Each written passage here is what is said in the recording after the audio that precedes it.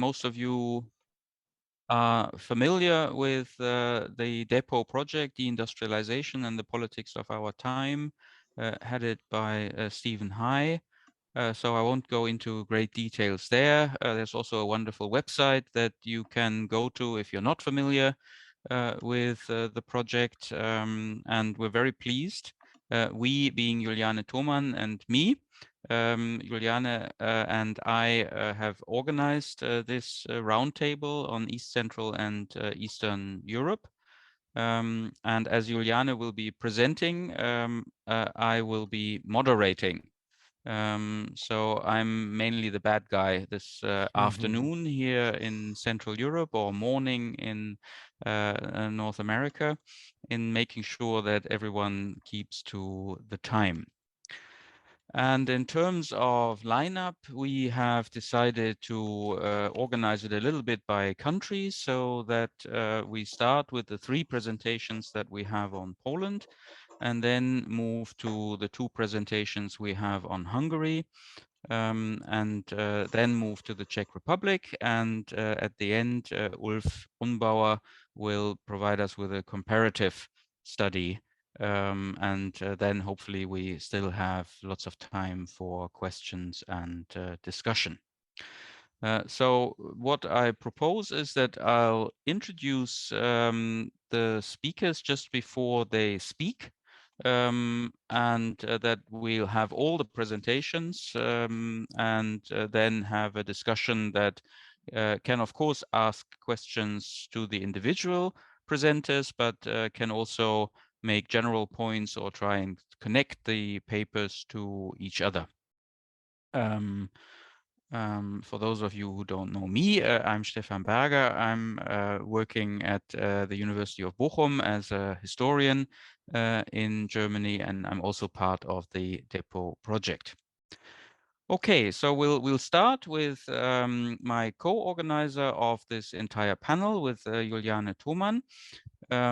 Juliane is working at the moment at the Center for Commemorative Culture at Regensburg. She's professor for public history there, and she holds a PhD from the Free University in Berlin, and has previously worked as a research associate and head of the research area History in the Public Sphere at the Imre Kertész Kolleg at the Friedrich Schiller University in Jena, before picking up her current position in Regensburg in 2021. She's published lots of books and articles, and I'll only mention a few that are available in English, such as a book that she edited in 2021 with George Jaramillo, entitled Transcending the Nostalgic: Landscapes of Post-Industrial Europe Beyond Representation. I can make some self-advertisement here too, because it appeared in a book series that I'm editing with Berghahn Books, Making Sense of History. And there are 2 other books I briefly want to mention. First of all, a book or a sort of which was a special section to international public history, entitled Curation as a Social Practice: Counter-Narratives in Public Space, which appeared last year. And then this year, I'm not quite sure whether it's already out, it appears in 2023, Reenactment Case Studies: Global Perspectives on Experiential History, co-edited with Vanessa Agnew and Sabine Stach. And today she will talk on the Katowice effect, the Katowice effect, negotiating industrial heritage in the Silesian capital. Juliane, over to you. Thank you so much, Stefan, for this kind introduction. And as we have only 8 minutes, I will get right to it and try to share my screen, which is hopefully working. So does it work? Yep. All right.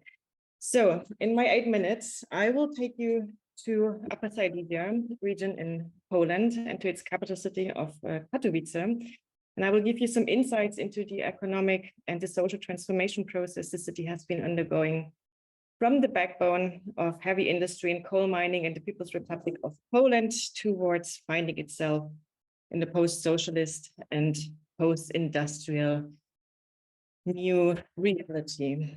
So wait a second. I have some difficulties moving the PowerPoint, but okay. So in short, I will argue that this process is at least a twofold one. On the one hand side, Katowice's economic transformation has been widely acknowledged in literature as a success story, framing it, for instance, as the Katowice effect with its positive outcomes and relating it to the prestigious Guggenheim Museum project in Bilbao in Spain. On the other hand side, it is important to stress that Katowice is not only coming to terms with its industrial past and its post-industrial present. Since 1989, it is also negotiating its history as a cultural borderland, whose identity has been shaped by different ethnic and religious groups like Germans, Poles, or the local Upper Silesian population. And in the following, I will show how these discourses intersect and influence each other when it comes to the question how the industrial past of the city is memorialized. And in order to give you just a very brief insight into the complex history of the city, I will mention just quickly 4 points. So Katowice was founded as a German town on the eastern fringes of Prussia in 1865 and was developed by a German Protestant middle class who turned it into an administrative and commercial center.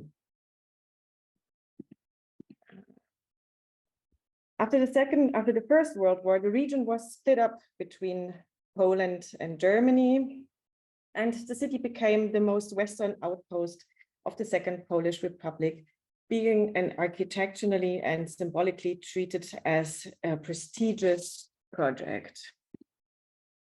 After the Second World War, the whole region of Upper Silesia became a part of Poland.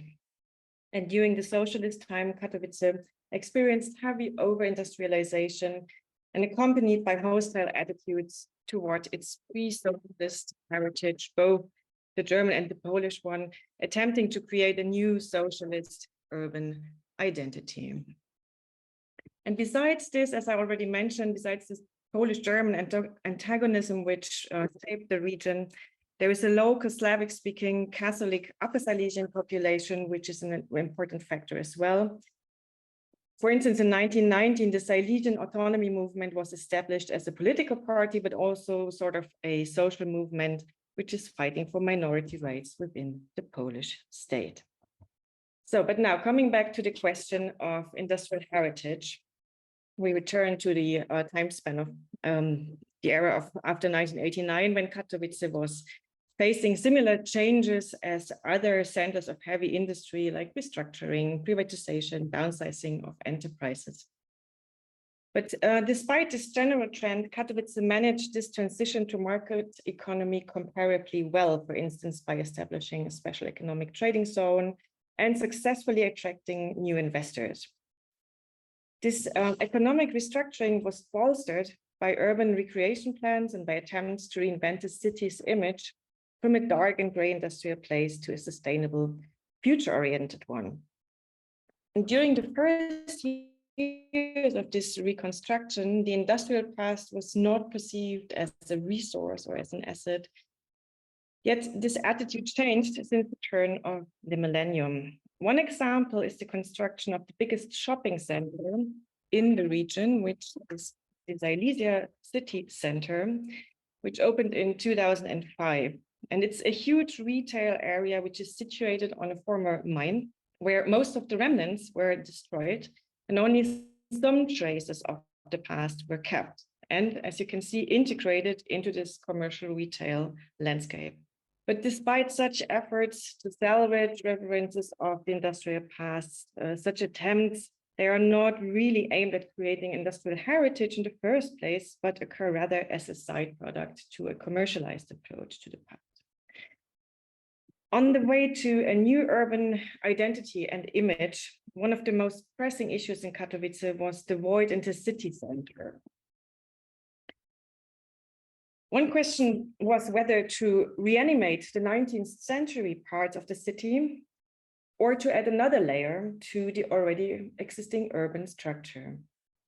The decision was made to convert a defunct mine in the city center, which was closed down in 1999, and turn it into the so-called culture zone, Strefa Kultury. The erection of this culture zone was by far the largest regeneration project financed by public funds in a post-industrial setting in Poland so far, and was aimed at brownfield regeneration via cultural flagship projects. It was planned and realized between 1999 and 2015, and it consists mostly of 3 large-scale projects. And the first is the award-winning architectural project of the Silesian Museum, which combines newly erected facilities with the preservation of 19th and 20th century mining structures.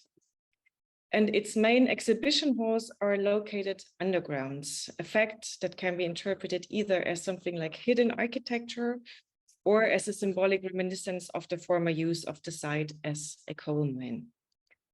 The second one is the headquarters of the National Polish Symphonic Orchestra.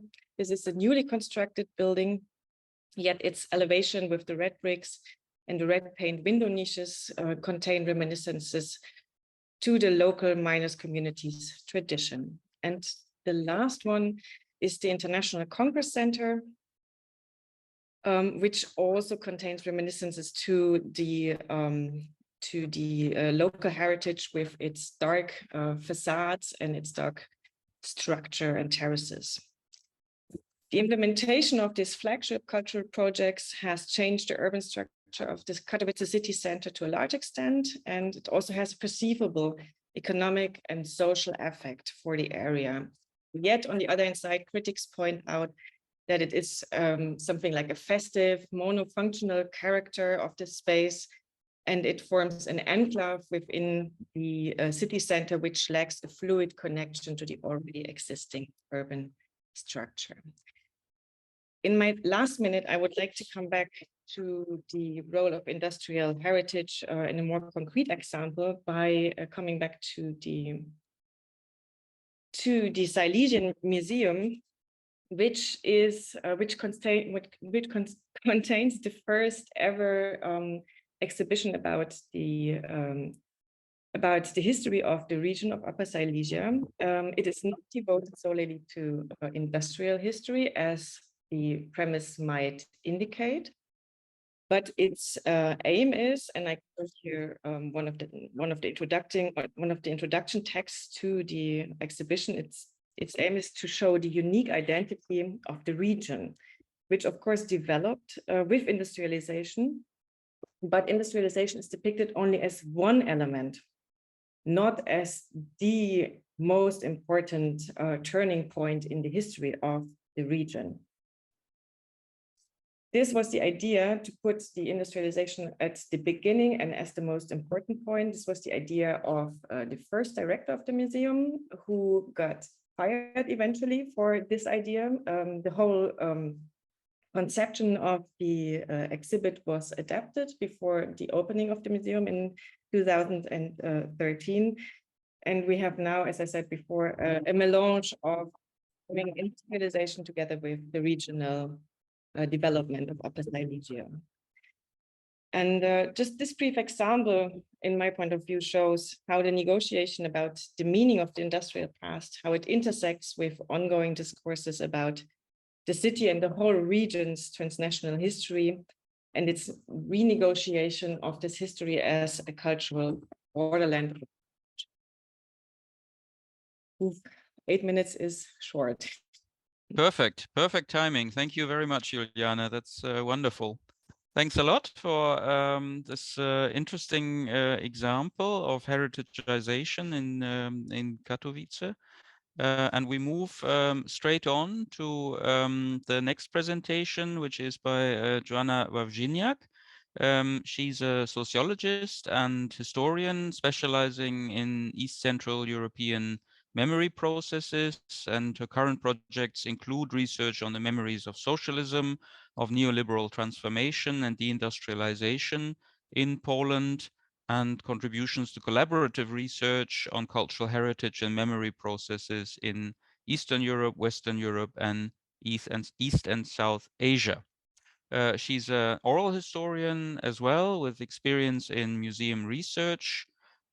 She has published also a number of books in Polish and in English, amongst them in 2020, a volume entitled Cuts, Oral History of Post-Socialism, which appeared in Polish.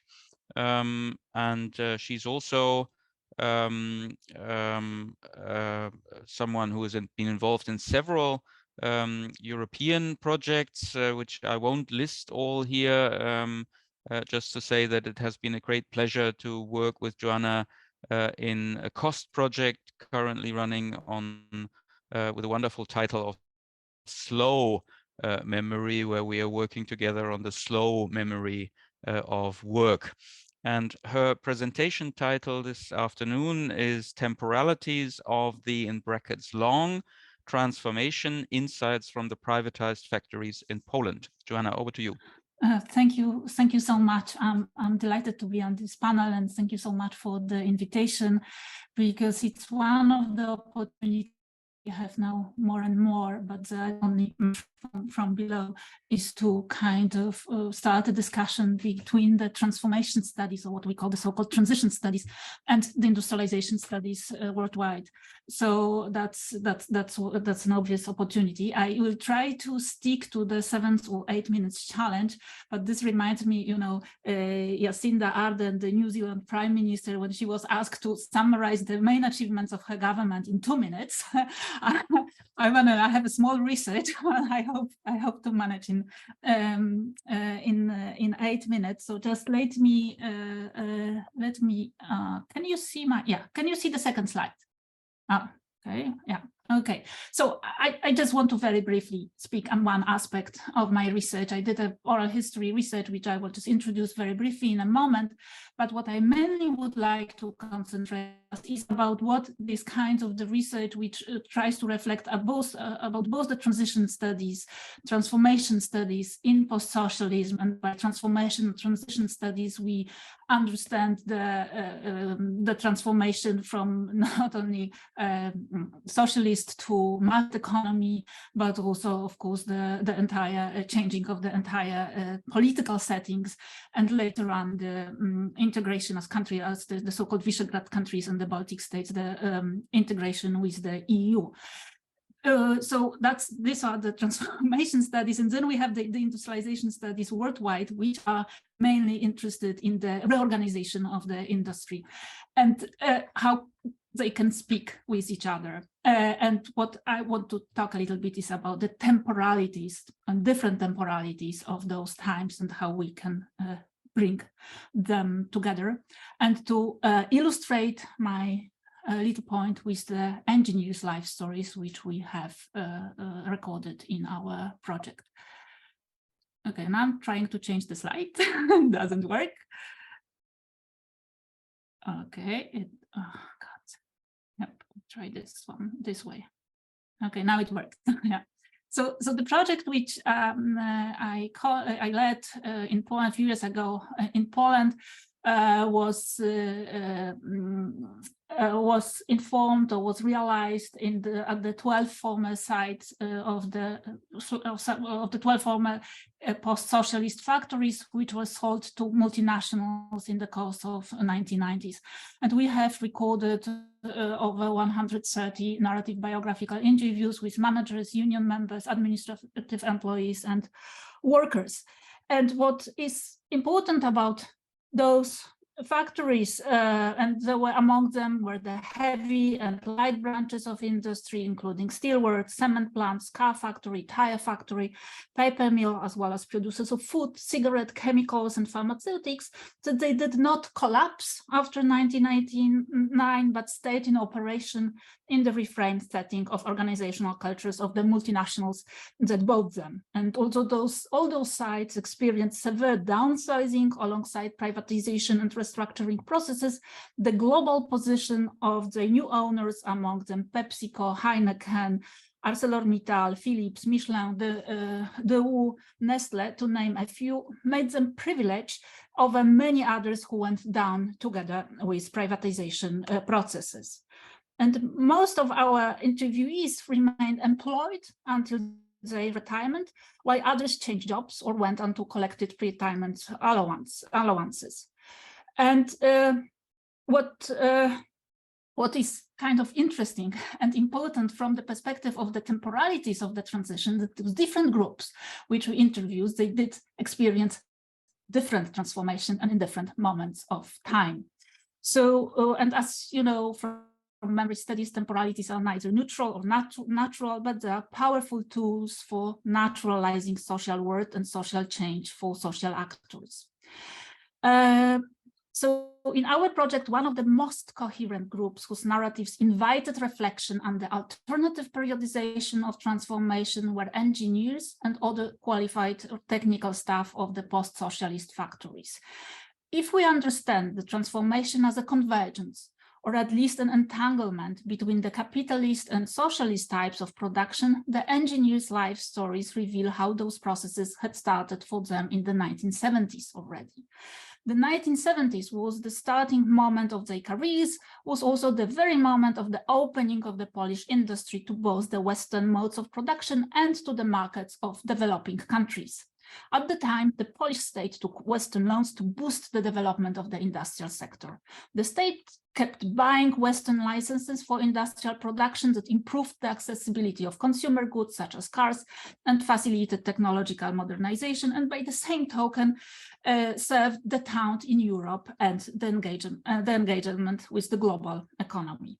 In effect, those young Polish engineers and technicians started to participate in the international circulation of goods and of technical knowledge. The new possibilities open to individuals willing to learn new skills, acquiring languages, and building prestige. They were trained by the representatives of Western companies that sold to Poland the often outdated technologies. The goods their factories produced in the result of those exchanges were not competitive enough in economies of the in Western markets, but they were attractive for both the domestic market and the emerging economies of decolonized countries. Therefore, Polish engineers went to negotiate contracts or to train subcontractors in Asia, Africa, and Latin America. In our interviews, they spoke with fascination about the 1970s as times of great adventure. They told numerous stories on observing strikes in Italy, throngs of people in factories in Bulgaria, negotiations of contracts in the UK, learning how to operate a new machine in Scandinavia, or getting stuck without family contacts in China. And when the factories were sold to the multinationals, the engineers were, of course, not the ones to suffer most from the downsizing of the personnel. On the contrary, they were needed. They were put on new training programs and were given various opportunities to improve their skills. Moreover, many of their former sources of frustration disappeared. The secret policy and party propaganda were not longer there. The safety standard improved.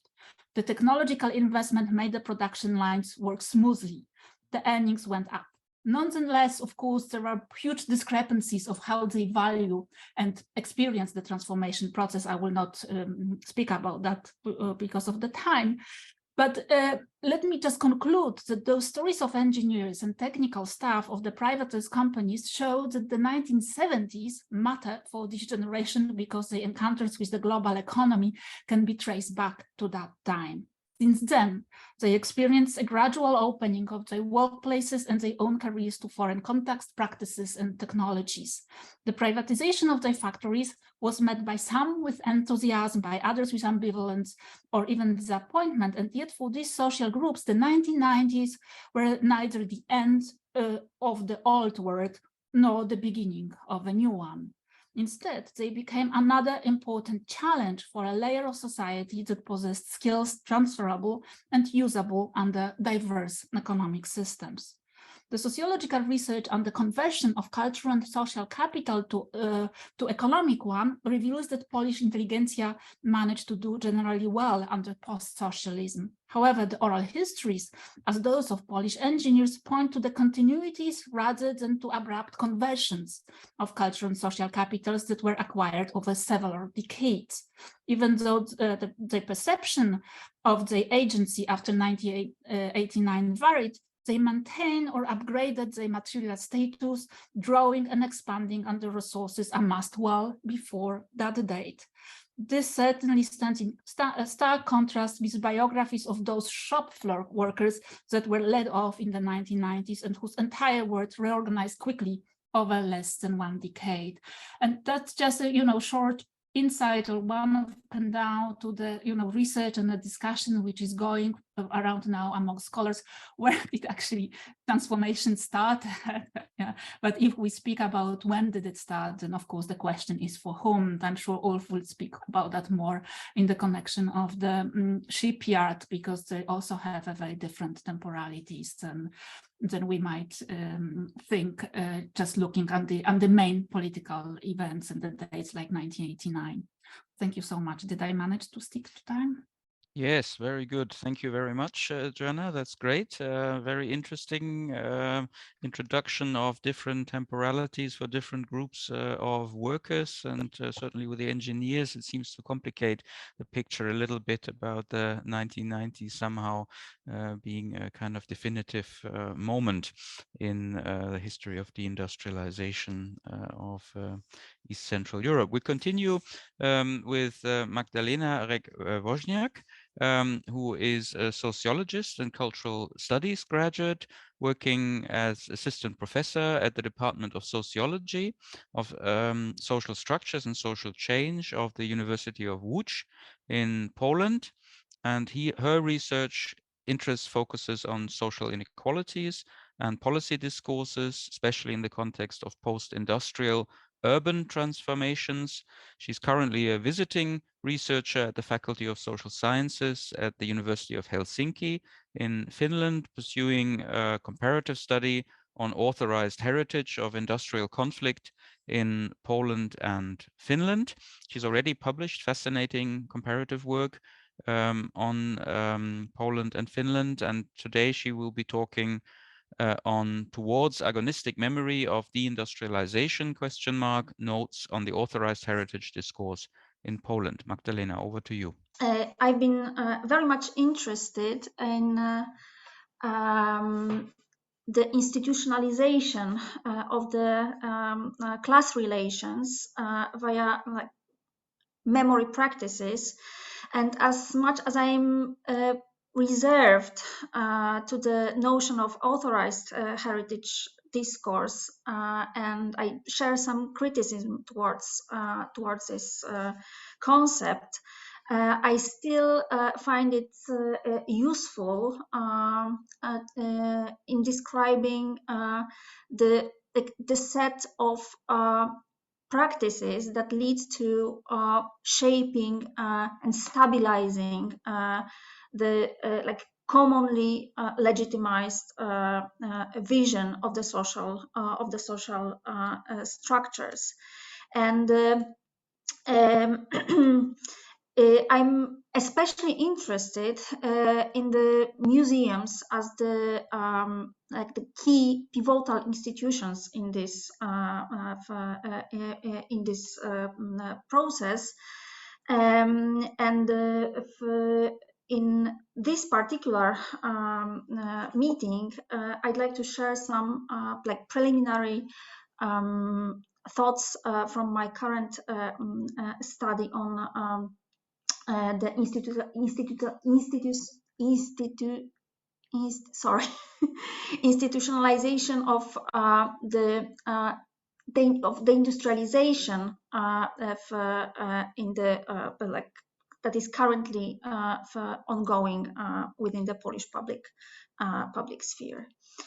And I got inspired by the notion of agonistic memory and the potential of museums of agonistic spaces, as described by Chantal Mouffe and then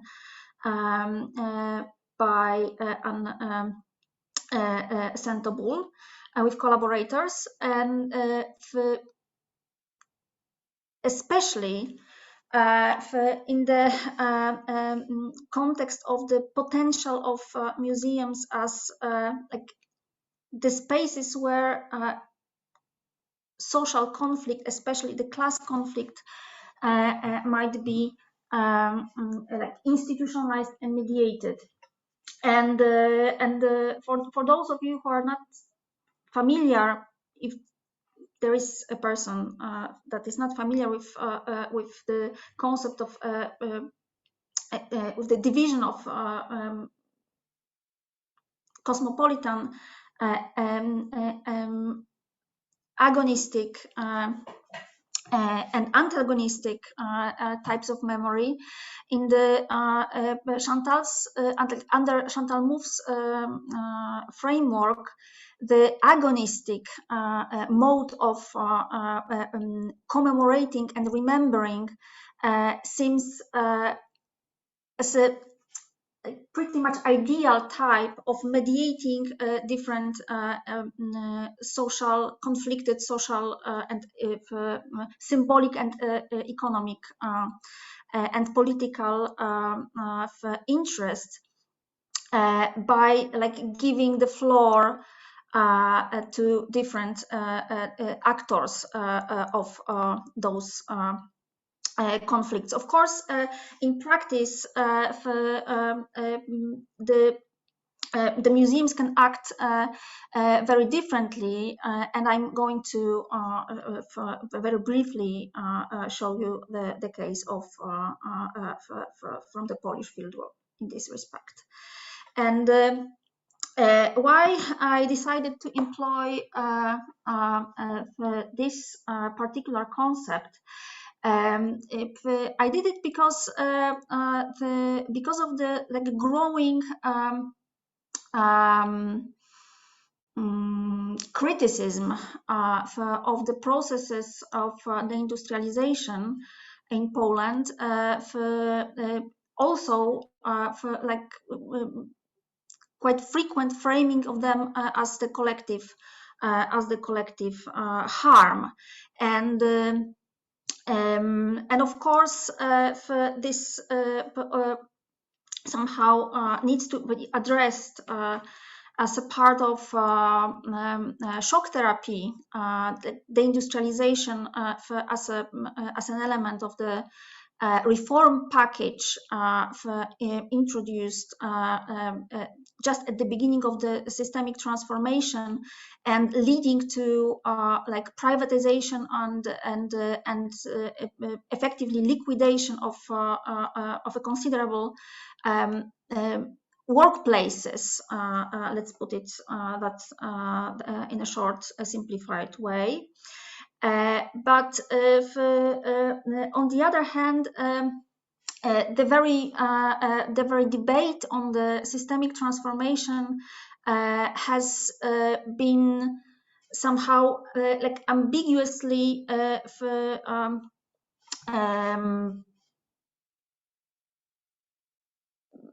reworking the tension between framing this process as historical necessity, or on the other hand, in a like very antagonistic way, the betrayal of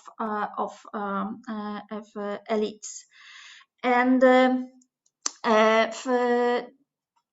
it should be also noted that the voices, the claims that have been critical to the character and pace of this process have been for a long time marginalized and framed as populist and associated with communist nostalgia. So we have a long story of dismissal of any accounts that would be critical towards the industrialization and indirectly also to the like feelings of harm that could be expressed by those who experienced the industrialization on their own. And I'm going to pay a special attention to my hometown, to my home city, Łódź, which, like contrary to Katowice or Warsaw, could be exemplary of a traumatized city, as it lost its status of textile industrial giant in literally a couple of years. Within a decade, 74 state-owned factories were liquidated, first privatized or liquidated in the city, which caused a rising unemployment rate from 9.6% in 1990 to more than 23% in a couple of years, and a huge increase in severe economic problems for the great share of the inhabitants of the city. So, in short, the story of Łódź is pretty gloomy, if we are to put it very shortly. And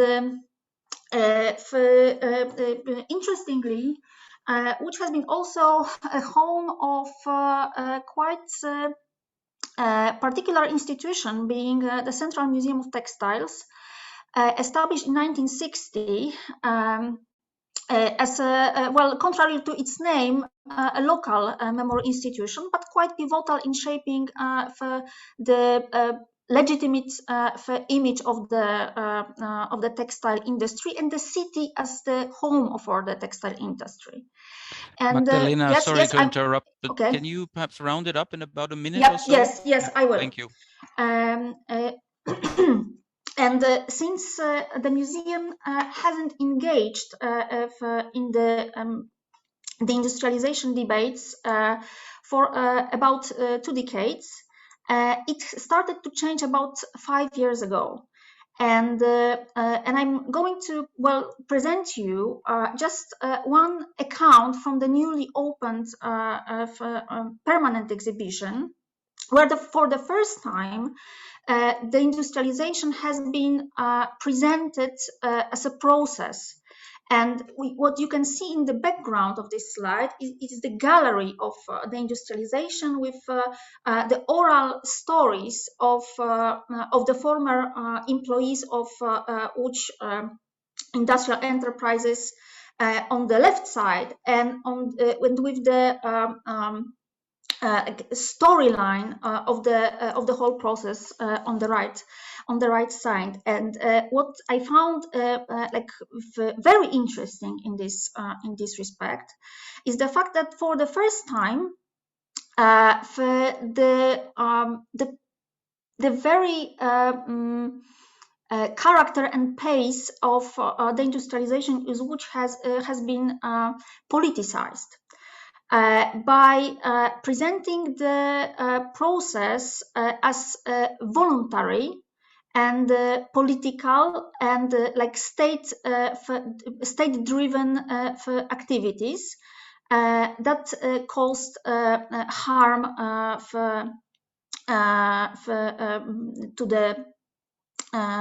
to the working population of the city. And as you can read in the slide, also were conducted against the law. So the unlawful character of this process opens up the floor for the re-evaluation of the deindustrialization. But there are certain limitations for this discussion, at least for now. And maybe I will stop at this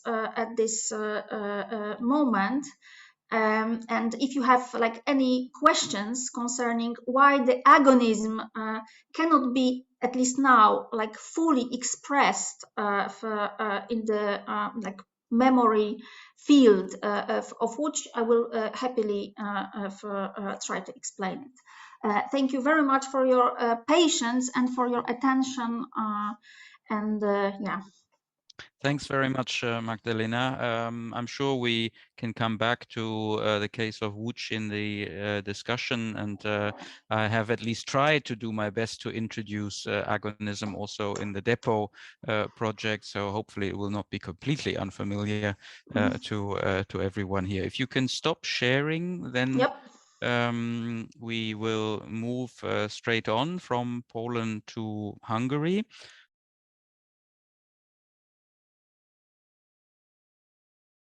Let me introduce Tibor Váloch, who's a social historian and research professor at the Center for Social Sciences, the Institute of Political Sciences in Budapest. He's also professor at the Institute of History, Esterházy Károly Catholic University in Eger. And his main research interests have been contemporary Hungarian and European social history, cultural history, and the history of everyday life, as well as labor history. His latest book is entitled Everyday Life Under Communism and After, Consumption and Lifestyle in Hungary, 1945 to 2000, which came out in 2021. And he will talk to us today on From Deindustrialization to Reindustrialization, the social impact of industrial transformation in Hungary between 1990 and 2000. Tibor, over to you. Okay. Good afternoon to everybody. First of all, thank you for the invitation. It's my pleasure to take part in this common work. So I know that the 8 minutes is very short. That's why I will concentrate only 4 questions in connection with the industrialization, history of the industrialization in Hungary after the change regime. And I will I will very brief summarize the main elements of the process. So the first question, what I would like to give a very short answer, I will formulate short statements as answers. So the first question is, why was the process of deindustrialization unavoidable in Hungary in the post-communist transition period of the 1990s? The first statement, economic historical analysis show that after the Second World War, Hungary and the Central and Eastern European countries, which were under Soviet influence, underwent a delayed and state-driven process of over-industrialization. The second, in connection with this question, the conventional heavy industry plants with high capacities, high energy and raw material requirements were established. See, among others, the case of Salgótarján, Borsod-Nádas, the Óz, the Miskolc, Diósgyőr, this is town Györgyis, Duna and Dunaújváros, which required an essentially ever-increasing level of state financial support to operate economically. State subsidized production based on obsolete technology caused increasing economic losses. By the 1980s, the Hungarian state socialist system was exhausted, and the necessary capital was missing. Therefore, the reconstruction of these industrial plants was not possible. And the last short statement in connection with this question, the Hungarian state socialist economy and economic policy were in a phase of stagnation. Even then, these traditional industrial capacities were expanded in the second half of the 1970s and in the first half of 1980s, when the industrialization process has already begun in Western Europe. The second question, how has the structure and spatial distribution of Hungarian industry changed in the 1990s? From an economic perspective, it is important that the transformation crisis has been accompanied by the need to respond to the challenge of and post-industrialization and the combined emergence and effects of globalization. The second thing, privatization, the emergence of multinational companies and the transition to market economy have completely transformed industrial areas in Hungary. Most of the traditional heavy industrial areas have been devalued and have became a zone of social and economic crisis for a long time. The new professional and or financial investors establish the sites with good infrastructure and relatively large supply of skilled, educated, low-cost workforce laborers. The next thing which I would like to mention, in Hungary, the motorway network and its development played an important role in the restructuring and relocation of the economy and industry in the second half of 1990s and in the 2000s. Multinational companies arriving in the privatization process or with greenfield investments have very often chosen such easily accessible site. Examples are the Audi factory in Győr.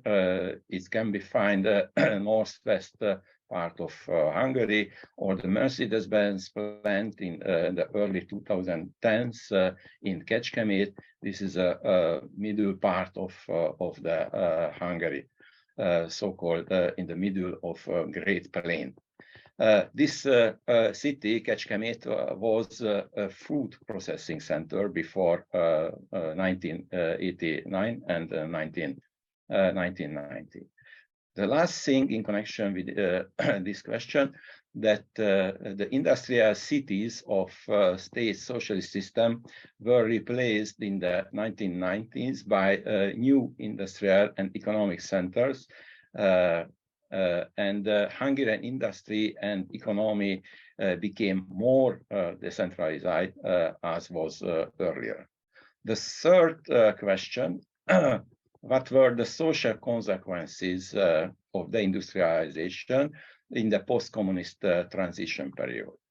The steady decline in the first thing, the steady decline in the number of people employed in mining and industry, and concomitant accelerating rise in unemployment has been a general and persistent trend.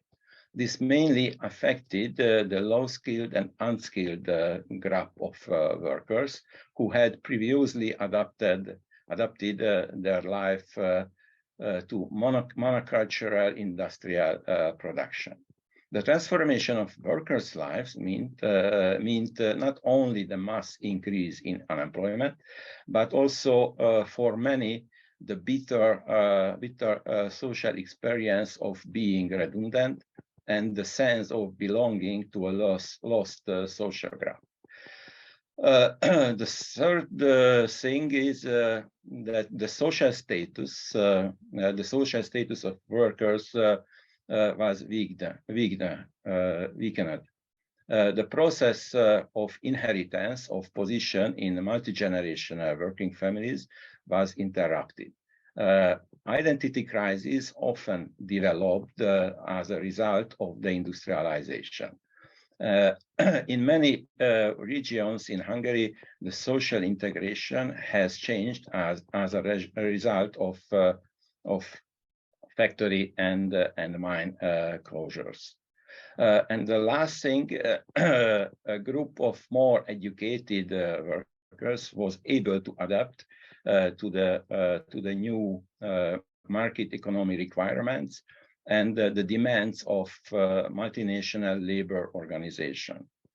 Another group of these workers became entrepreneurs based on their skills and networking capital.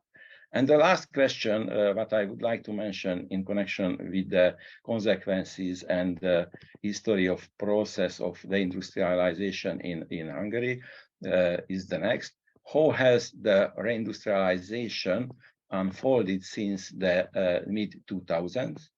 What were the characteristics of the process, and what were its main social consequences?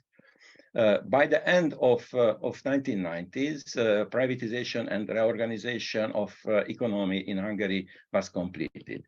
The presence of multinational companies and investors became permanent.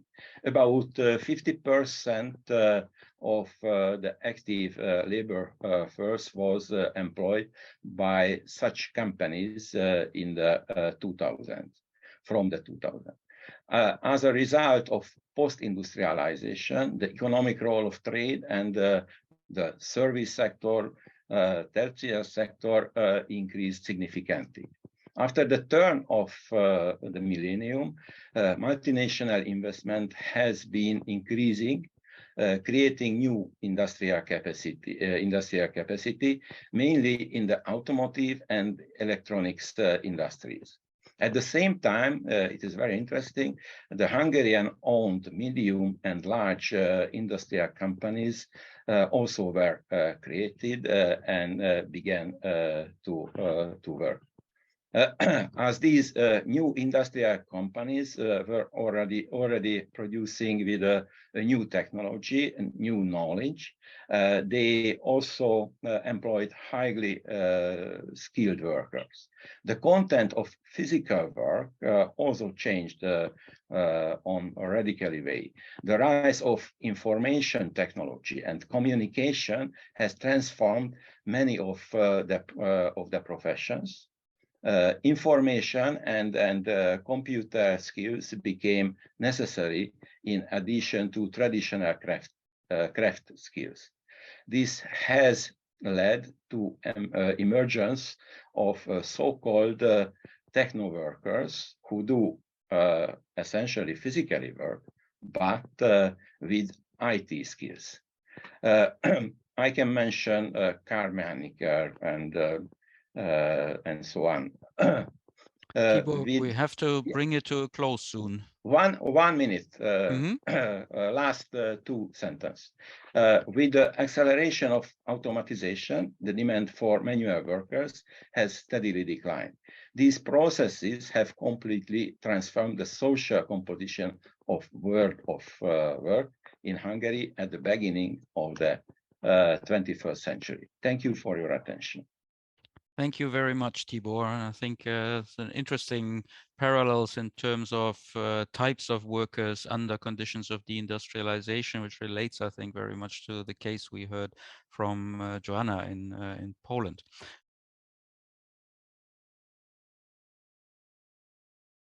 I think we'll move, before coming back to Hungary, we'll move from Hungary to the Czech Republic. And let me welcome Andrea Pokludová, who lectures at the Department of History of the University of Ostrava.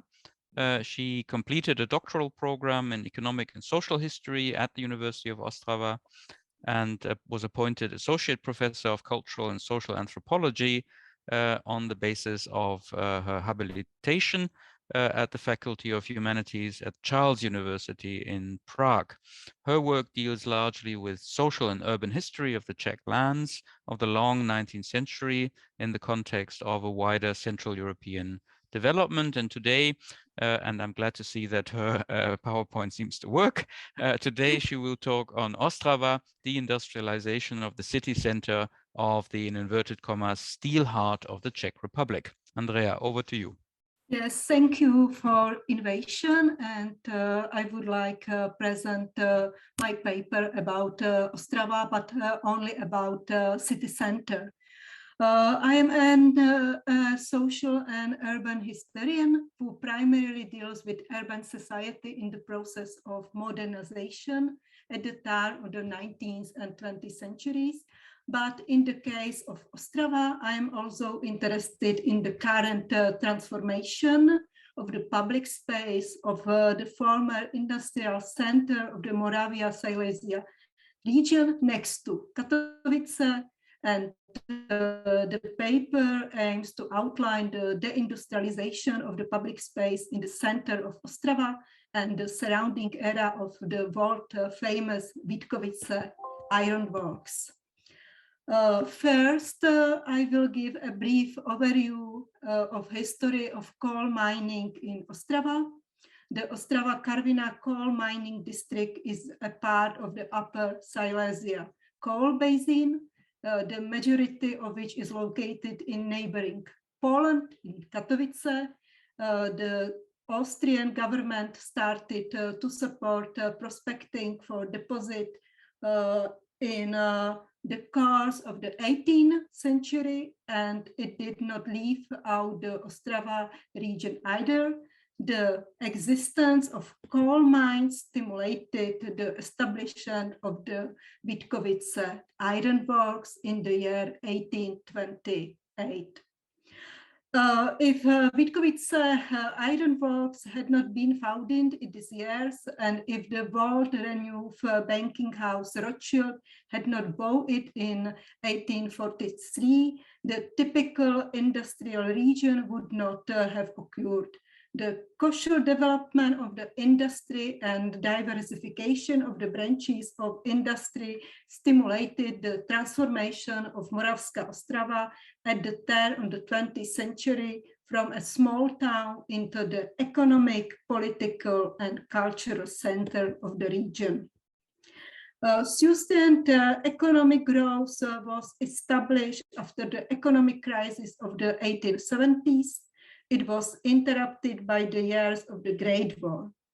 In the new condition of the Czech Republic, Vítkovice ironworks maintained a strong position on global markets. Coal and coke were exported to Austria, Poland, and Hungary. As a part of the global economy, coal and steel production faced recession due to global economic crisis. Moravská Ostrava and the Vítkovice former independent municipalities, urbanized faster than the surrounding villages and towns.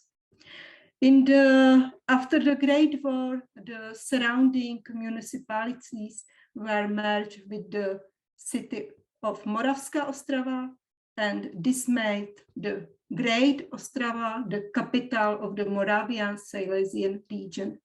For Ostrava, the image of industrial city was typical. The prelude to the epilogue of the industrial development became the political event of 1938. On the fateful day of the 14th March 1939, the German army arrived in Ostrava. And at the end of the World War II, the industry had been strongly damaged. Shortly after the war, mining companies and Vítkovice ironwork were nationalized by a decree of the president. The image of the Ostrava as the steelhead of the Czech Republic and the first city of socialism was purposely formed by propaganda. However, after the Velvet Revolution in 1989, the obsolescence of industrial production in the region and the myopia of the planned economy were fully demonstrated. The steelhead of the Republic experienced many heart attacks. In the period from 1990 to 2001, mining activities were abandoned in Ostrava. The mines, the cooking plants, and chemical plants were closed. The blast furnace in Vítkovice ironworks were completely shut down. Monuments of industrial culture preserved in situ of the urban space from the scenery of the city transformation into a post-industrial cultural and economic center of region. From a historian point of view, I would like to outline a concrete example of this transformation in the city center. The public space, the process of deindustrialization is most visible in the last decade, when new construction was realized on the site of brownfields. Some of them have been revitalized and now have a new function.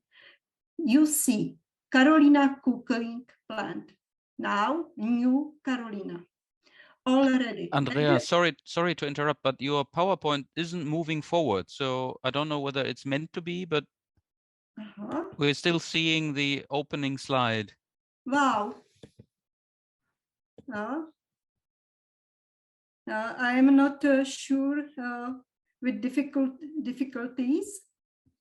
Okay. Andrea, if you would like to click the button at the bottom of your screen that looks like a little presentation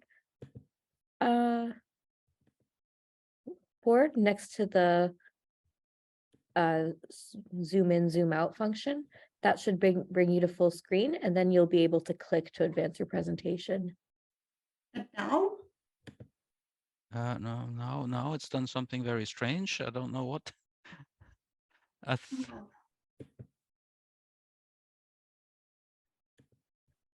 So Andrea, I think if you click, so you're in your if you click at the top button and the top right of your screen. No. This one? The one that has a little play button.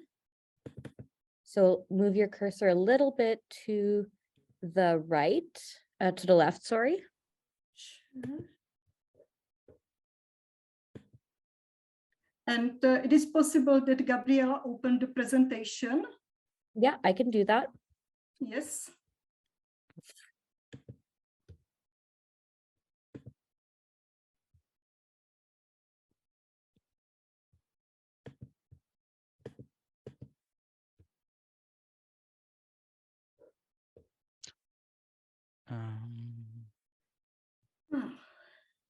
Okay. Yes. The first is Ostrava. This is map of Ostrava. It is the Vítkovice Iron Works at the beginning of the production. Next, please. The city center, a lot of coal mines in a city center. Next, please. Next, please. It is a interwar Ostrava. And next, please. And it is Carolina cooking plant. And I will be very briefly, yes? Yes, please. Already at the end of the 80s of the 20th century, the demolition of the Carolina cooking plant, which was located about 5 minutes walk from the square, was completed. Currently, a new shopping center, office building, and new residential area are being built here. And next slide, please. Black Meadow. In the 60s of the 20th century, after the reclamation of the coal spoil tip, a new exhibition area was built. At now, a new university campus is open in this area. It is a new university center, and the space is 2, 3, or 4 minutes from a city center. Next, please, next slide.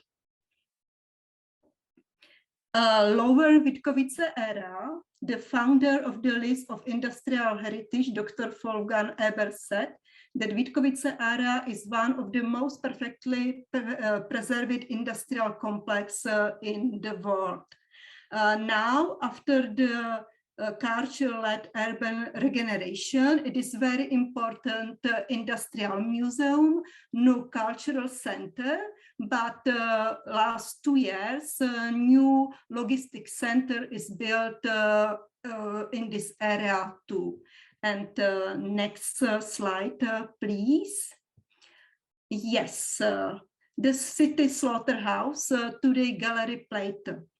The National Cultural Monument, the city slaughterhouse, was a typical brownfield for decades. But last year, the conversion was completed and new gallery opened. And next slide, please. Yes. There are also brownfields in the city center. There are often national cultural monuments or objects built in the era of socialism. However, the city is a living organism and it is currently coping with the process of deindustrialization. However, it did not end up as a post-industrial peripheral location, but fulfilled the function of the center of the region. And thank you for your attention. And apologize for problem with my presentation. Thank you very much, Andrea. I'm glad we saw some of these pictures. It would have been a pity to miss them altogether. We'll start with Georgine Nemeth. She's a retired associate professor from the Faculty of Humanities at the University of Miskolc. I'm hoping I'm halfway pronouncing this correctly. She was a member of the board of TICI between 1993 and 2009, which is the International Committee for the Conservation of Industrial Heritage, with special responsibility for Central and Eastern Europe. By training, she is a historian, focusing on research on the history of industry in Hungary between the 18th and the 20th century. And later, she became interested in the vestiges of industrialization, investing primarily the transformation of landscapes of heavy industry, particularly in the post-Soviet countries of Central and Eastern Europe. She edited the volume Growth, Decline and Recovery, Heavy Industrial Regions in Transition in 2008. And the regional approach has remained on the forefront of her research, exemplified by recent publications around TICI and industrial heritage in the Visegrad group of countries, which was published in 2021. And to mention one last study entitled Contested Heritage and Regional Identity in the Borsod Industrial Area in Hungary, which was published by Routledge in 2018. And today she's talking about Lost in Transition, some remarks on the disappearance of the industrial heritage in the Hungarian Ruhr, to which I will listen, of course, with special interest. Georgie, over to you. Yeah, we're getting there, I think. Yeah. Yeah, and if we'll go a bit further up, then we can see the Northern Industrial District in Hungary. Yeah, that's it. Yes, great. The Northern Industrial District has been located in the eastern part of Hungary, by the Slovakian border, comprising 3 countries, Nógrád, Heves, and Borsod-Bravo-Zentlény. Next, please. Between the 1920s and the 1980s, it was the 2nd largest industrial district in Hungary, next to Budapest. Its surface area covers circa 15% of the total area of the country. The number of its inhabitants still counted 12% of the total Hungarian population in 2010, despite intense migration in the previous 2 decades caused by massive deindustrialization in the region. Next one, please. The most industrialized part of the district was the Borsod industrial area in Borsod County, which came to be called the Hungarian Ruhr in the 1930s. In the period of emerging deindustrialization, the Borsod industrial district, as well as the whole northern industrial region, was still characterized by heavy industries, that's coal mining, iron metallurgy, mechanical engineering, and chemical industry. The whole area was considered to be the flagship of state socialist industrialization, boasting with the so-called socialist cities like Ózd, Kazincbarcika, Tiszaújváros, once called Leninváros, and Salgótarján. Next, please. Due to the accelerating pace of deindustrialization a vast amount of industrial heritage was generated in the region. Large-scale industrial sites, engineering structures, factory buildings, and workers' housing estates, for the preservation and reuse of which a tourist route of mining and iron metallurgy was designated in 2002. The tourist route comprised the whole industrial area of the northern industrial district in Hungary. Next, please. This is the route. I cannot show the blue points denote the route, crossing also the border to Slovakia, because that country was striving with the same difficulties due to deindustrialization as Hungary. Next, please. The tourist route came to be established with the aim to assist the regeneration of the declining regions on both sides of the border through the preservation of its cultural values embodied in its industrial heritage, at the same time helping the great numbers of former workers to preserve their identity. Next one. The tourist route consisted of 46 industrial heritage sites presenting the industrial history of the connected regions from the Middle Ages to the end of the 20th century. These sites included the mining city and open-air museum of Banska Štiavnica, a World Heritage Site, the former center of silver mining in historical Hungary between the 16th and 18th centuries. Next one, please. The first protected industrial monument of present-day Hungary, a blast furnace from the first half of the 19th century. Next, please. A working rolling mill from 1892. Next, please. Several factory buildings from the end of the 19th century to the 1950s and 60s, the period of forced or accelerated socialist industrialization. Next one. Workers' housing estates from the turn of the 19th and 20th centuries, next one, were also included due to their architectural and social values. Next, please. The tourist project was initiated by the Hungarian Mining and Metallurgical Society, comprising mostly elderly professionals, and its Slovakian sister organization. The project was also highly supported by the Hungarian branch of TIKI and was financed by the FAR cross-border cooperation program of the EU, which supported the cooperation of countries that were to join the EU soon in 2004. The leader of the project was the development agency of Borsod-Abaúj-Zemplén County.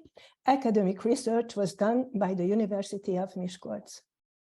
Though the tourist project was highly acclaimed in professional circles and its content was disseminated in meetings, conferences, and various publications, while plaques and signboards appeared denoting industrial heritage sites for the public, the idea of the tourist route became forgotten in a couple of years. Next one. Nevertheless, there were further initiatives made to preserve certain and separate parts of the industrial heritage in the region. For example, the Hungarian government included them in its operational program for the period between 2007 and 2013. The National Office of Cultural Heritage started a unique industrial heritage-based urban development project in Ózd and initiated the pilot monument protection of the large-scale metallurgical site in Miskolc. Besides the elderly engineers, groups of young professionals became enthusiastically involved in the preservation of the region's industrial heritage, presenting modern ideas and starting new activities. Their efforts were even awarded on European level by Europa Nostra. Next, please. Despite, these are some pictures what was done. Next, please. Next, please. Next, please. Despite these initiatives, not only tourist route, but the industrial heritage itself has been disappearing from the region, since most initiatives proved to be a failure. The latest feasibility study, next one, please. Oh, a slide disappeared. The latest feasibility study commended by the government in 2021 does not seem to mention even the industrial heritage values on the former metallurgical site in Miskolc, the revitalized buildings on the factory site of the former metallurgical works in Ózd, like an attractive function standing in the middle of nowhere. The National Office of Cultural Heritage stopped its projects years ago and was shut down itself. The young professionals were not able to achieve a breakthrough in their activities and reduced these. What can be the causes of the failure of the industrial heritage ray and the ongoing disappearance of the industrial heritage in the region, in contrast to the success of the industrial heritage route in the German Ruhr? Primarily, the reason lies in the different historical development of the two countries. Deindustrialization in Hungary was a rapid process in a short time period, closely connected with the political system change and shady privatization. This historical period still seems to be not adequately evaluated on political, social, and cultural level. In addition, industrial heritage preservation seems to lack substantial interest, suitable organization, and state-of-the-art knowledge regarding the heritage of the state socialist era in particular. About the social issues, you have already listened to Tibor Varuk's presentation. Thank you for attention. Thank you very much, Georgie. Very rich illustrative material, also very interesting argument here. And we'll move straight on to our last presentation by Ulf Brunbauer. Ulf is the academic director of the Leibniz Institute for East and Southeast European Studies at Regensburg. He did his PhD in history at the University of Graz in Austria and his habilitation at the Free University of Berlin. And since 2008, he has been holding the chair of Southeast and East European history at the University of Regensburg. He has published a lot of books and articles. Let me just mention a few. He authored Globalizing Southeastern Europe, Immigrants, America and the State since the 19th Century in 2016. He published together with John Lampe the Routledge Handbook of Balkan and Southeastern European History in 2021. And last year, a book with Philipp Thaer and others that came out in German, in den Stürmen der Transformation, which is also about transformation history. And again, in a rather self-seeking way, I may advertise a conference that Ulf, Philip, and I are preparing in the summer of 2023, which is also about transitions, transformations, deindustrializations, and reindustrializations at the University of Vienna, details of which were in the last newsletter, I believe, of the Depot network. So with that, I'll pass on to Ulf. Ulf, over to you. Yeah, thanks, Stefan. And it seems that Gabriel spares me the fate of not being able to share my screen, probably. Gabriel, can we move on to the next slide immediately? I'm only moonlighting in industrialization studies, so it's really an honor to be invited on this panel. I want to start with a story which we use in the book that I will mention in a minute, and happened in April 2020, when a very strange beast appeared in the very scenic Bay of Pula, which is in Croatia, Istria. The semi-submersible transport ship Hua Yang Long, which is operated by a Chinese state-owned shipping company, came to collect another pretty strange ship from the then already defunct Uljanik shipyard. It took piggyback the Willem van Rooiberg, which is a suction treasure and brought it from Pula to Gdansk in Poland. The William van Rupprecht was once the pride in the order book of the Uljanik shipyard. It was to become the most powerful suction dredger in the world, and with the price tag of more than 100 million euros. However, the Uljanik shipyard never completed this ship because it went bankrupt in 2018, ruined also by orders like that one that overstretched its financial and also technical capabilities. It took a Chinese company and a Chinese-built ship to transport a half-finished ship from one European shipyard to another one, in this case to the Remontowa shipyard in Gdansk, which completed the construction. Remontowa shipyard is one of the few success stories in the restructuring of Polish shipyards, because it decided to focus on a niche business, which is to repair ships and not to build them from scratch.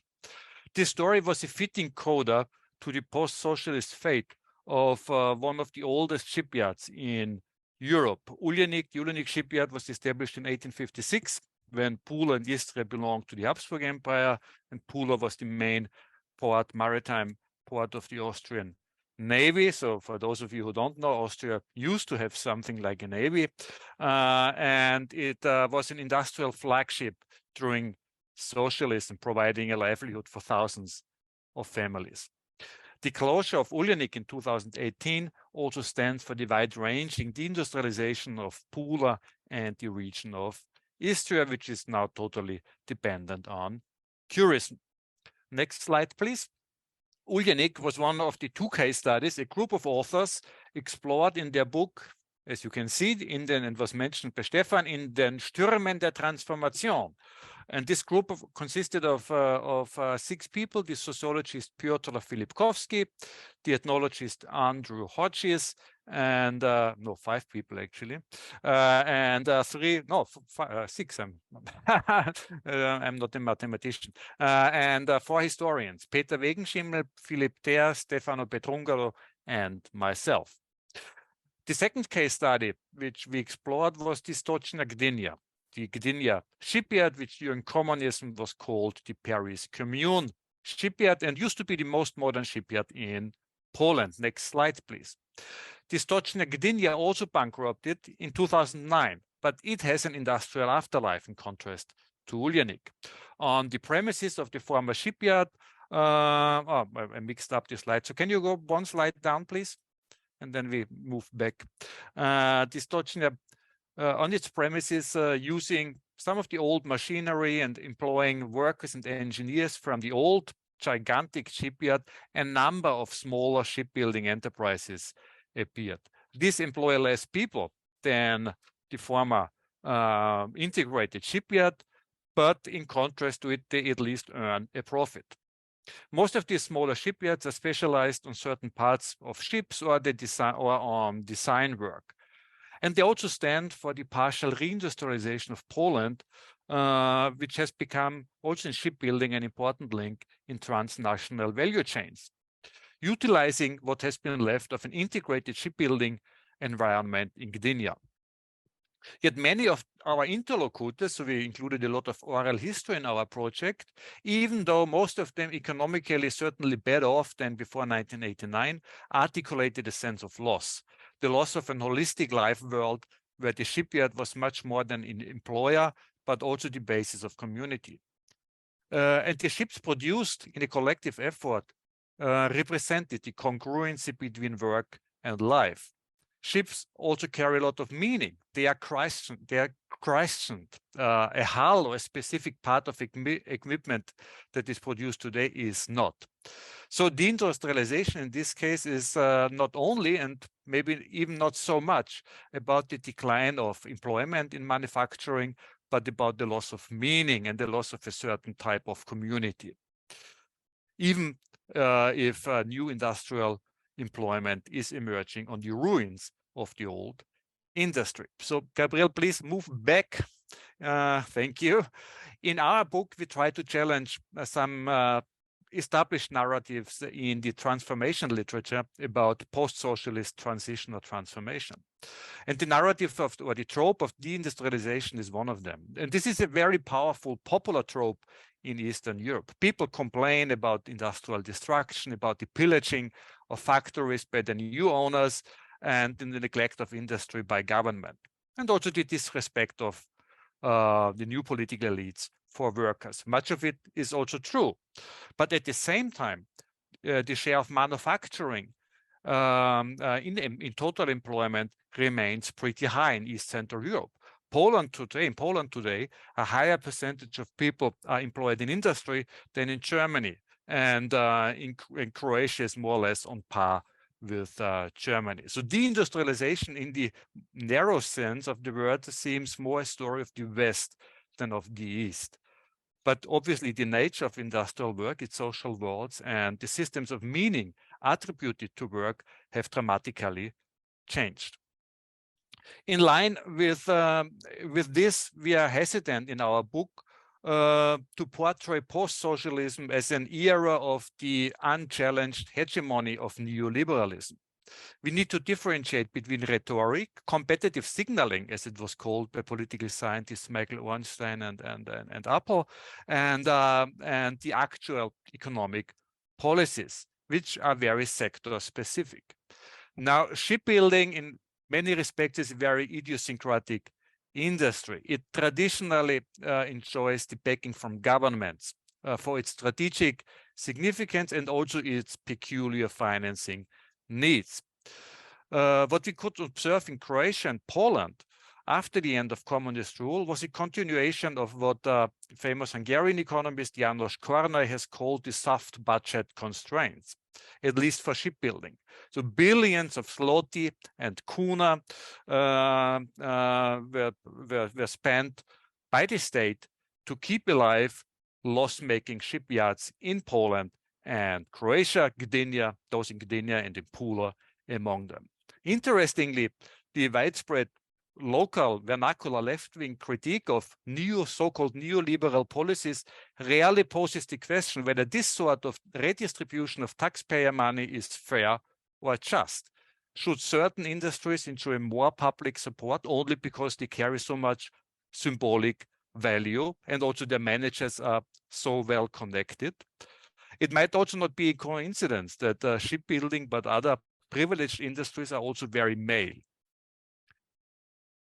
We also stress the importance of temporality to understand industrial transformation in East Central Europe. This is also what makes a comparison between restructuring in Western Europe, which happened under very different global conditions, to compare it with the post-socialist experience. East Central Europe liberalized its economies and opened up at the moment when the labor of hundreds of millions of Chinese workers became integrated into the global economy. And when we turn to shipbuilding, when also China invested significantly in expanding its shipbuilding capacities like other export-oriented industries.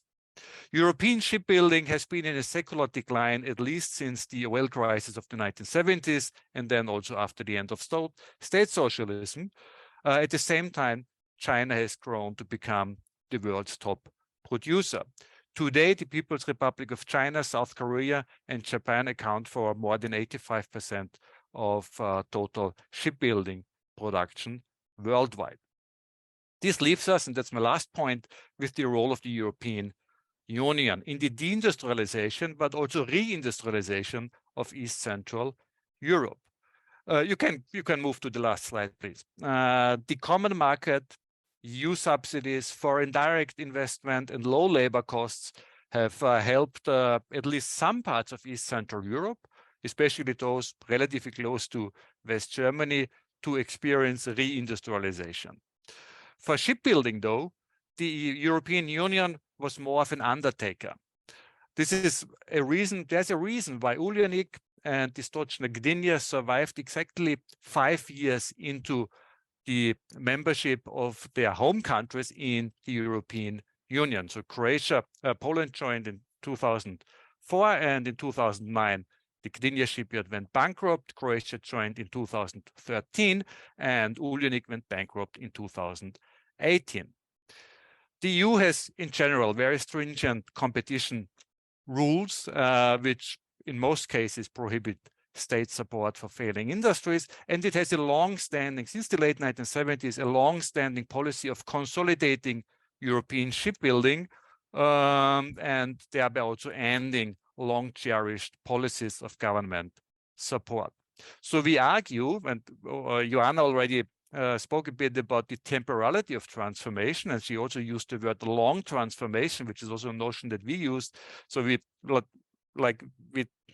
try to argue that transformation begins with the oil crisis in the 1970s, and it ends with the accession to the European Union, or at least post-socialism comes to an end with European Union membership because of the significance of a new regulatory framework. And I think the salience of that cannot be overstated, which does not mean that history came to an end, obviously. The wisdom of an exclusive focus on competition policy in a world where other major economic players, such as China, South Korea, in our case of shipbuilding, continue to provide strong support for their strategic industries and for their shipyards, is now questioned in Brussels as well. But for the shipyards in Poland, Gdynia, like for so many other shipyards in Europe, this rethink comes too late. But at least the gigantic cranes of the Uljanik shipyard, they continue to illuminate during the night, although they stand idle now already for more than 3 years. Thanks. Thank you very much, Ulf. Another fascinating talk, indeed, throwing up some parallels to Joanna's talk and making perhaps the narrative of neoliberalism and deindustrialization a little bit more complicated than is sometimes the case. So we have a little bit of time for discussion, and I would suggest that as normal, I think in these roundtables, we use the yellow hand under reactions, or at least in my German version, it says Reaktionen. You have the possibility to raise your hand, and then I can see this immediately, whereas otherwise with so many people, it becomes a bit more difficult to see if you're just raising your hand on the screen, for example. So please use the yellow hand signal. Right, who wants to start us off? Okay, yes, this is one of the speakers. If I can't see any other questions at the moment, so Magdalena, off you go. Okay, may I have a question to Georgie, and it concerns the configuration of stakeholders in the process that you depicted, the process of like building the industrial heritage as a tourist attraction. And my question concerns the engagement of the former industrial employees in the process. You mentioned the young professionals and their gradual disillusion. But what about the engagement of the former employees of the industrial sites? Thank you very much. Thank you for your question. It depends on which time period we ask these workers, people. In the 1990s, they were really glad to see our research work on the factory sites, but at the same they were helping us in all ways, but at the same time they told us that now they feel that their funeral is coming. That means that these sites will be closed. Later, they also supported these initiatives. They formed other groups of unemployed or previously employed people. They still organize conferences, they make meetings, but they don't meet. So they are weak as all the other stakeholders. So their initiatives and anybody's initiatives is not able to reach a breakthrough in this respect. As I heard it many times, there is no will on political side, on either political side, to preserve this heritage. Okay, thank you. As I cannot see a hand, let me draw attention to the chat where I think Lauren made a point that she liked this idea of bringing deindustrialization studies into conversation with transition studies and transformation studies. This is Joanna's from Joanna's presentation. I think it relates to a discussion we've been having in the Depot project for some time about the semantics of deindustrialization and you know, how it is called different things in different languages and how some sound a lot more positive than others. I think you know, we had this discussion about Strukturwandel, structural change in Germany, and deindustrialization, and how Strukturwandel sounds a lot more upbeat and positive than deindustrialization. But I guess you could make a similar point in terms of deindustrialization studies and transition studies or transformation studies, because again, I would say transition studies and transformation studies sounds a lot better, right? If you're transitioning from one thing to another, at least there is some kind of progress, some kind of movement or transformation. You know, I guess both transition and transformation can also be into something more negative, but there is at least a notion that something is happening, whereas deindustrialization is just this kind of doom and gloom of something coming to an end. So it's I agree that it's an interesting reflection. Joanna. Yeah, just very briefly. So when I also think there are like differences between Eastern and Western Germany discourses put together and the other countries of Eastern Europe, because what has been what is interesting, I think, at least about the Polish case, I'm not sure if the other people studying Poland would agree, and what's the case in Hungary or in Slovakia. You know, we haven't been really using for long the term deindustrialization. That might be for the reason of, you know, mentioned many people are still employed in the industry, although the industry became reorganized. But that's just one factor. The other one is that the entire discourse of the so-called transformation in the public sphere was very much organized by other keywords. One of them is the shock therapy, and the shock therapy brings many other insights, including all the macroeconomic reforms, which come to the sector of the industrial sector with the privatization, and that was what really people was okay. The time of the privatizations, especially the time of the privatization in the 1990s, and this is how they spoke. Most of the research, the local research, was mainly about you know, privatization and not the industrialization. But it's a very interesting moment right now because the previous research was mainly done by social scientists and anthropologists, and now when historians join the club, they bring the insight from kind of the more global perspective, and the deindustrialization is one of those teams which run through the globe, and this is how, you know, they come back and ask to perhaps sometimes revise some of what we know from the social science research and other local research about from the transformation. So just one more point to that. Thank you, Joanna. Any other comments, questions? I mean, one thing that okay, Eric Chapman.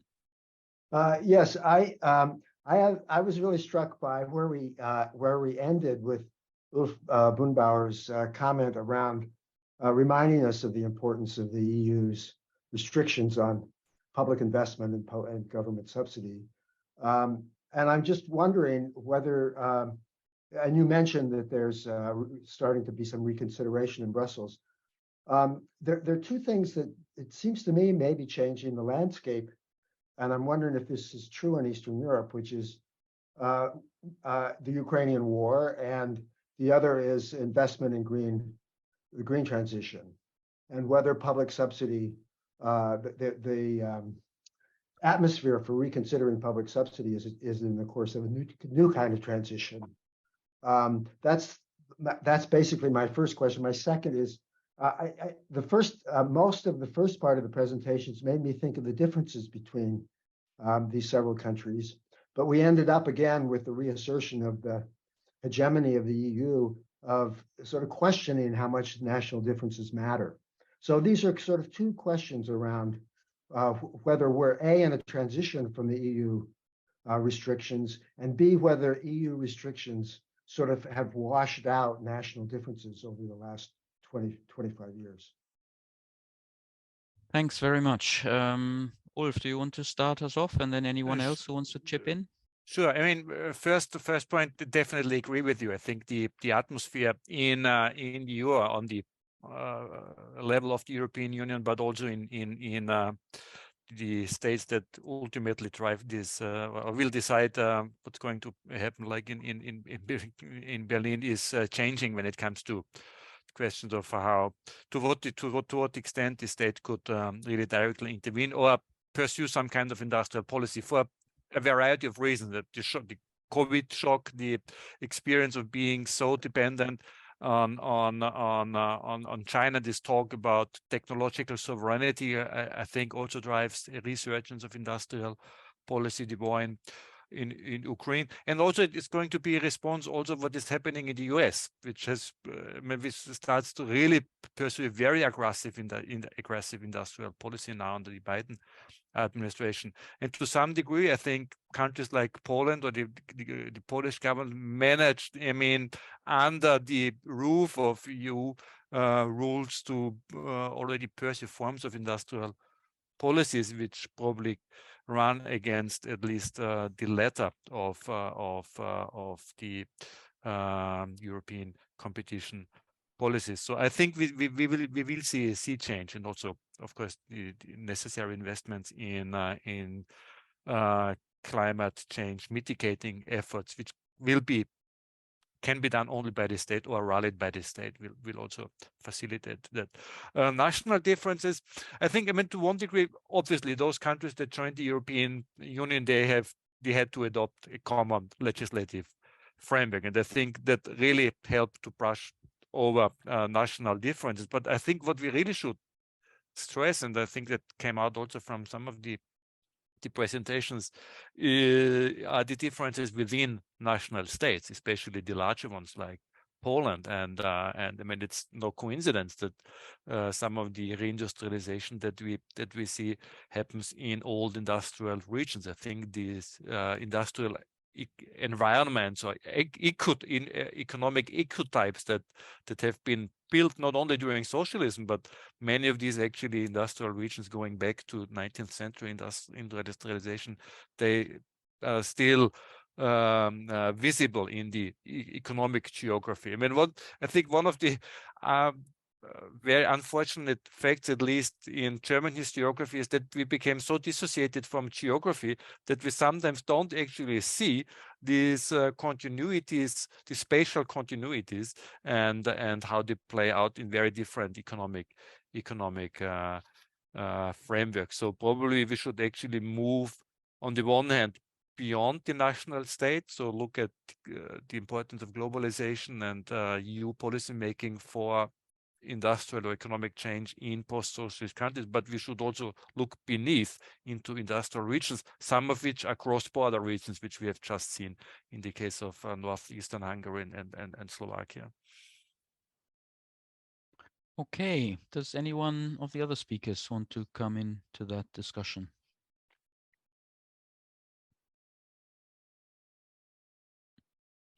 Okay. Any other questions or comments? We still have a couple of minutes left. I mean, one thing that we have been seeing in many of the presentations is the transformation of former landscapes of industry to industrial heritage. Some of the examples we've seen were very impressive. But I haven't, at least didn't get a very good sense of the intentions with which these landscapes of heritage are created. What are they supposed to signify? What kind of contestation is there around these landscapes of heritage? What are the layers of meaning that are associated with them? I don't know whether anyone wants to react to that. Juliane. Yeah, maybe just very briefly, in Katowice, it's obviously to signify that it is a success story. The transformation is a success story. They did not experience anything that Magdalena referred to in Łódź, but the transformation was smoothed by the government, as Ulf just mentioned, for the shipyard. It was the same in the Upper Silesian coal mining region. And there was a lot of money that has been spent on reconfiguring the urban space and on signifying we are still there, we are still players, despite the fact that there has been restructuring and some of the mines have been closed down. But still, it is like a huge signal saying, yes, we are still here, we are still playing. And also, I think compared to Ostrava, it was easier for Katowice to stay in the game than for Ostrava. Maybe Andrea can say a few words about this. There's also, the region is very, or the cities are very close together, not far away, like 100 kilometers distance. But the difference is also significant in how they deal with the regional heritage, with the regional industrial heritage. Mm-hmm. Okay, yeah, Andrea? Yes, I agree with Juliana, and I think it could be very good to compare this process of the industrialization and the transformation in cultural heritage and in the new business center and other topic. Yes, and I think it is possible to open the topic in the future. Mm-hmm. Mm-hmm. Okay, Magdalena? Well, as a follow-up to what Juliana said, well, in which the reusal of like physical industrial, the tangible industrial heritage has been also at least attempted to be presented as a success. So in the Łódź case seems to be a bit pervert in this and in this respect, and I didn't have a chance to mention it, but in the exhibition I've been talking very briefly about. The urban renewal has been framed as a kind of symbolic compensation to the workers. The compensation that couldn't be given by bringing the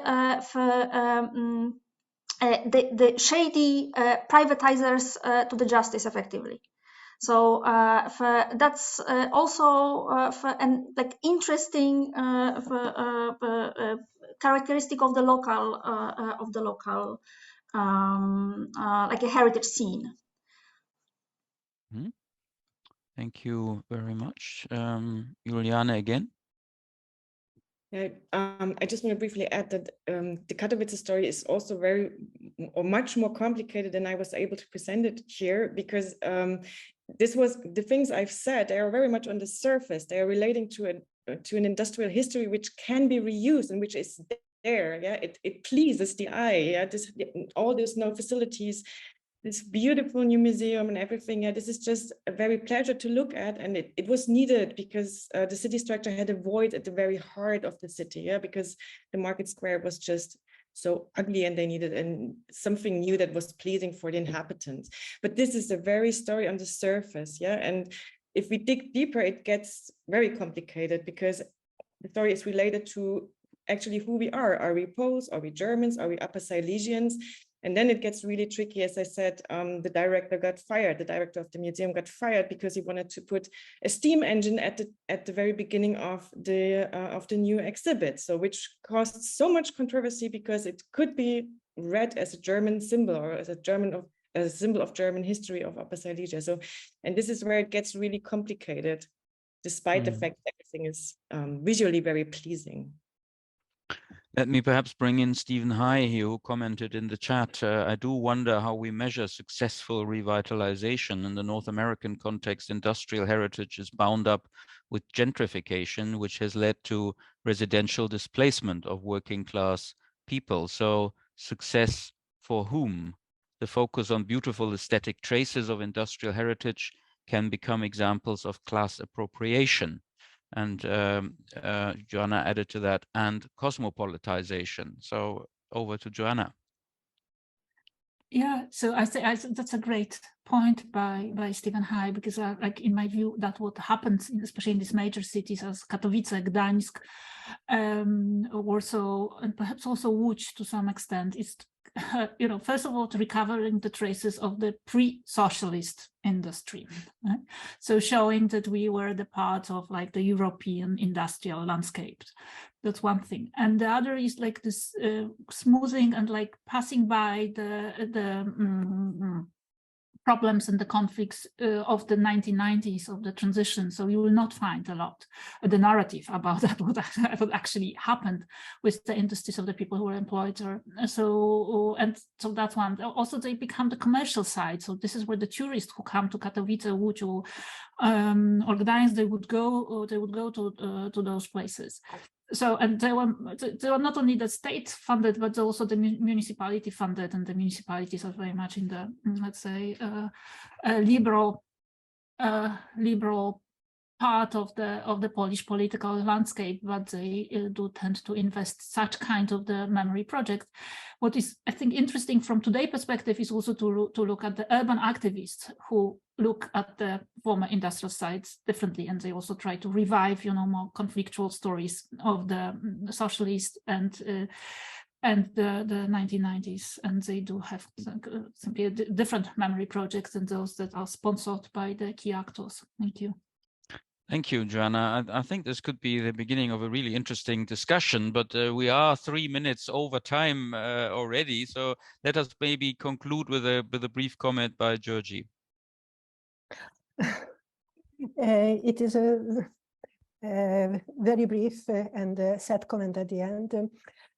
In state socialist times, Miskolc has sister towns like Ostrava and Katowice, and it is hard to accept that in Miskolc there is not any preservation of industrial heritage, although perhaps we had less problems, as was it told in Katowice. So it is hard to explain why it happened. So in Miskolc, a couple of 100 kilometers only from Katowice and Ostrava. It's an extra question within the region. Mm-hmm. Yeah. Fascinating. Well, okay. Well, thank you very much again to all of our speakers, to the people who attended. I think if you look in the chat, there is another link to the Depot newsletter, which can, for all those who are not already part of the Depot project, can inform them about what's going on. And Gabrielle also points out we will be holding more roundtables throughout the winter and spring. So watch this space. And in the meantime, have a great weekend. We in Europe are closer to it than you in North America, but it's not a long wait. So take care, everyone, and see you soon. Bye-bye. Thank you. Goodbye. Bye-bye. Thank you.